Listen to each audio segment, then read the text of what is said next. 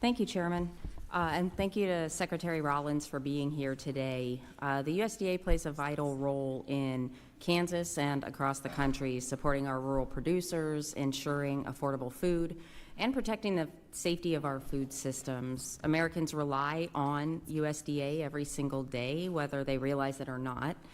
When they fill their grocery carts, when they grab milk from the fridge, or drive past farmland that feeds their communities. And this is why I'm deeply alarmed by what I consider to be reckless and unjust firings carried out by DOJ and the ripple effects that we are seeing in our communities. Because these firings don't just affect federal workers, they threaten food safety, they stall critical research at places like Kansas State University, and they leave farmers and ranchers without the support that they depend on.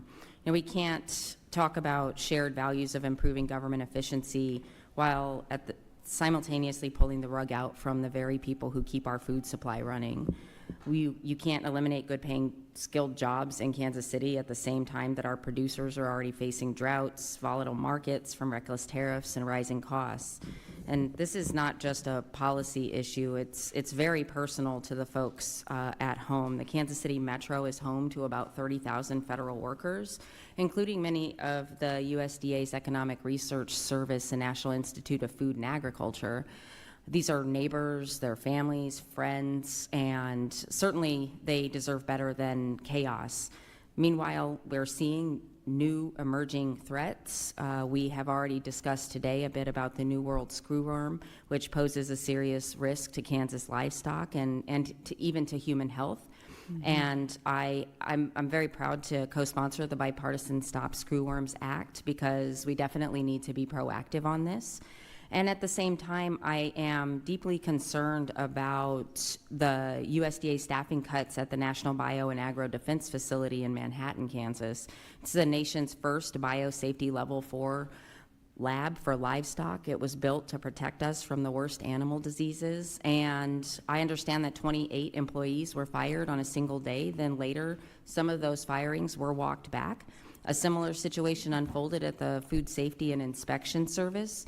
That kind of instability certainly shakes the foundation of the USDA's mission and puts our food supply, our economy, and the public trust at risk. So, Secretary Rollins, I'm curious, were the firings a clerical mistake, or did someone have second thoughts about the initial decision to fire these specific people at the National Bio-Agro-Defense facility? Well, there was a lot there, but let me answer that last question first. There were no firings. There was a probation period. They were all brought back. I worked with the senators from your state to ensure that was the case. So if you are hearing differently, will you please let our office know? But it is my understanding that all of that was unfrozen almost immediately and put back into place. So I guess the concern is that we've heard about the New World screwworm already. Right. During that time, I think the bird flu was one of the bigger concerns that was being kind of mainstream talked about, spreading throughout the country.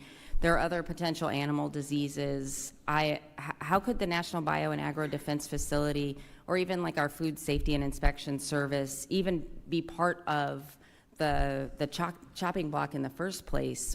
Was there not any discussion about how those decisions were going to be made? The fact that people were at the facility on one day, told to leave and then told to come back, is, especially at these specific facilities that are meant to protect us from some of the worst animal diseases that could spread to humans. I'm just curious how that even happened. It clearly was an imperfect process, but one that we moved to rectify within hours, if not days. One thing I want to make sure you understand, though, is when President Trump, when we left in the first administration, USDA had about 90,000 employees. When we came back 4 years later, we had 112,000 employees. So working again to realign and refocus and understanding what the priorities are, there is no question that the priority of whether New World screwworm or HPAI, keeping our food supply safe and secure for the world, ensuring our farmers are put first, continues to be a priority, and my commitment is to ensure that is so. So if you are hearing anything differently,